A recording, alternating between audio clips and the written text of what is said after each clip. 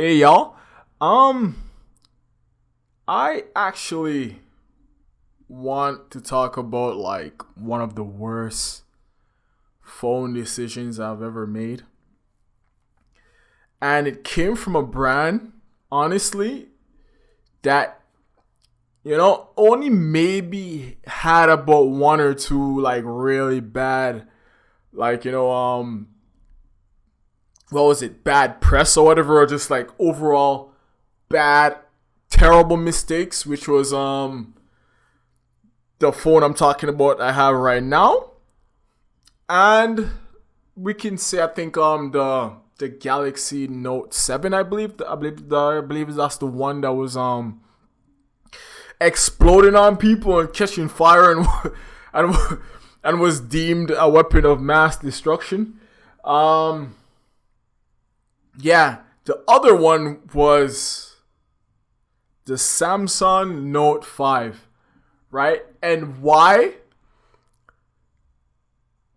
I stayed with a phone that was arguably the worst Samsung phone that was ever released, right? We're talking about no removable battery, right?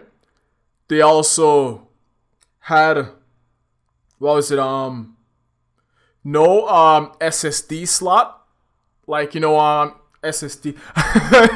I mean like a storage card slot, like to expand your storage. So there's none of that, right? There's no removable battery, no removable back, um, no expandable storage, and the worst like Samsung pen ever, like whereby if you accidentally push the pen in backwards, your pen can actually be stuck in like inside the little slot and like with half of it hanging out. Like it's one of the worst phones that like I probably ever had. Like the thing is, I was coming from I believe I was coming from an iPhone 4 or iPhone 4S, and like obviously, because I had a Note 4 before, but I forgot why I no longer had the Note 4, which was to me was one of Samsung's best phone.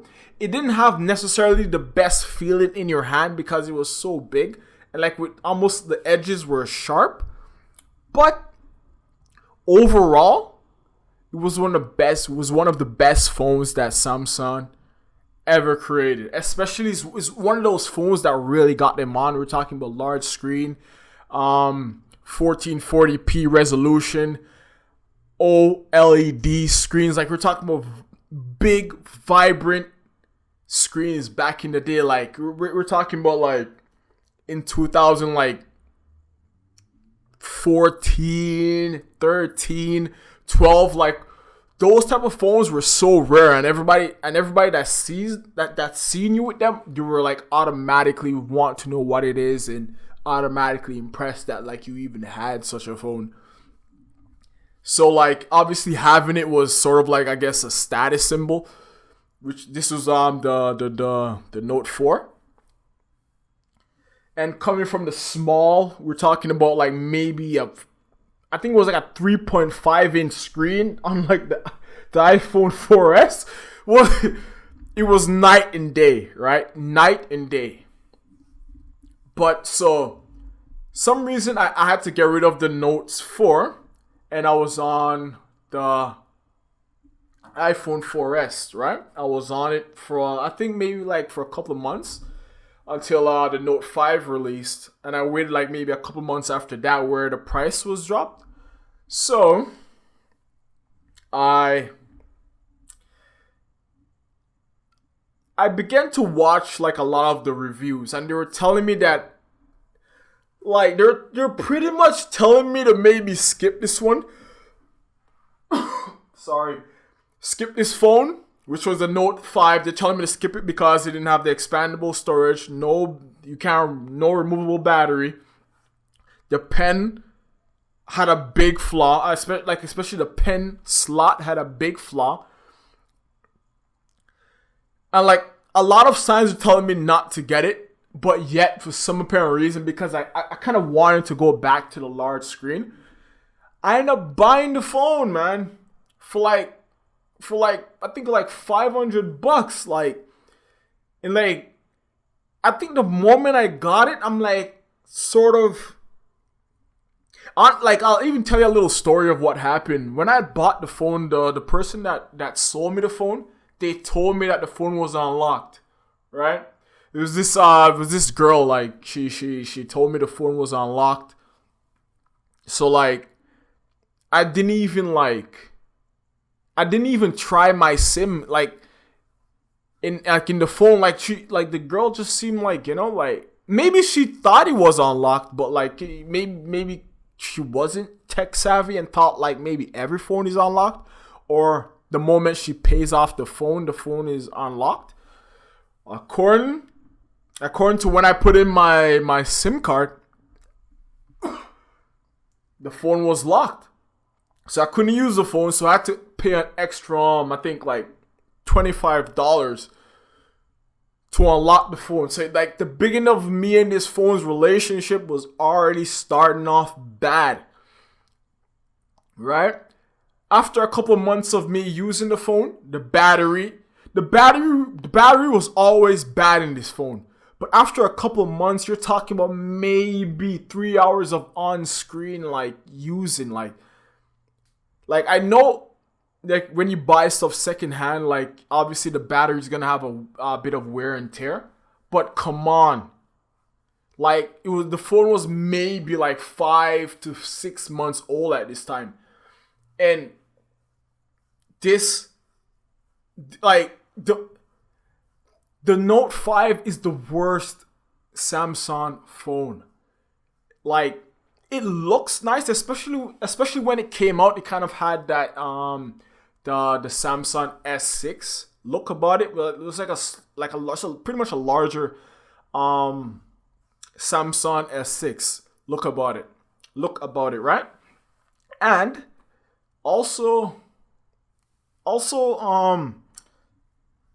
what was it? Also like, let me see. I also lost my train of thought. Also, you see, like the fingerprint sensor coming from the Note 4, where like you had to like the Note 4 fingerprint sensor. You know, like the first implementations of fingerprint sensors.